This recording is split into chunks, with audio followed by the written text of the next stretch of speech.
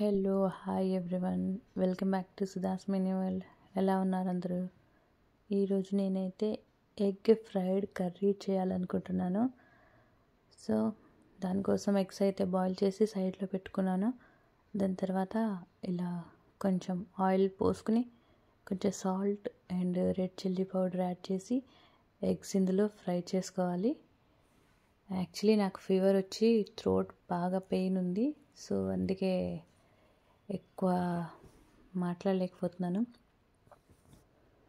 Actually ఈ video చేసి చాలా రోజులైంది, బట్ వాయిస్ ఓవర్ ఇద్దామంటే ఏదో ఒకటి వర్క్ వచ్చేసి చేయలేకపోయాను. సో ఈరోజు ఎందుకు అలా మెడిసిన్ తీసుకుని ఇలా రెస్ట్ తీసుకుందామని రూమ్లోకి వచ్చి ఎలాగో ఖాళీగానే ఉన్నాను కదా స్టార్ట్ చేశాను. సో ఎగ్స్ అయితే ఫ్రై చేసుకునేటప్పుడు ఇలా రెడ్ చిల్లీ సాల్ట్ యాడ్ చేస్తే ఏంటంటే అది పీసెస్ అవ్వకుండా నీట్గా వస్తాయి. సో నెక్స్ట్ ఇంకొక వేరే గిన్నె తీసుకుని కొంచెం ఆయిల్ వేసుకుని, అంటే ఆల్రెడీ ఎగ్స్ అవి ఫ్రై చేశాను కాబట్టి అదే ఆయిల్ యూస్ చేసుకోవచ్చు, బట్ నేను వీడియో కోసం చేస్తున్నాను కాబట్టి సపరేట్గా వేరే ఆయిల్ తీసుకున్నాను. ఈ ఆయిల్లో జింజర్ గార్లిక్ పేస్ట్ యాడ్ చేస్తున్నాను. ఇది మంచిగా ఫ్రై అయిపోయిన తర్వాత ఆనియన్స్ యాడ్ చేస్తాను. ఆనియన్స్ మంచిగా ఫ్రై చేసుకోవాలి. దీనిలో ఏమీ వాటర్ యాడ్ చేయకూడదు, ఎందుకంటే ఇది ఫ్రై కర్రీ కాబట్టి ఆయిల్లోనే ఫ్రై చేసుకోవాలి. సో గ్రీన్ చిల్లీస్ యాడ్ చేశాను ఒక 3. ఇప్పుడు లో ఫ్లేమ్లో పెట్టుకుని మంచిగా ఫ్రై చేసుకోవాలన్నమాట.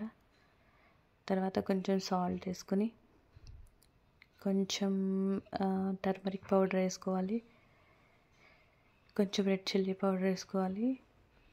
సో మంచిగా మిక్స్ చేసి ఫ్రై చేసుకుంటూ ఉండాలి. కొంచెం కొరియాండర్ కూడా యాడ్ చేశాను నేను. సో ఎగ్ ఫ్రై కర్రీ అయితే సింపుల్ రెసిపీనే, ఈజీగా అయిపోతుంది. సో ఇప్పుడు నేనేవైతే ఫ్రై చేసి సైడ్లో పెట్టుకున్న ఎగ్స్ ఉన్నాయో అవి ఇందులో యాడ్ చేసుకుంటాను. జస్ట్ ఒక 5 minutes అలా ఉంచేసి వేరే బౌల్లోకి సపరేట్ చేసేసుకుంటే సరిపోతుంది. చూడండి, ఫైనల్గా లుక్ అయితే ఇలా వచ్చింది. ఒకసారి కలిపేద్దాం. ఇప్పుడు సపరేట్ చేసేసుకుందాం వేరే బౌల్లో. సో ఇదే నా ఎగ్ కర్రీ రెసిపీ. నెక్స్ట్ వీడియోలో మళ్ళీ కలుద్దాం. Bye, take care.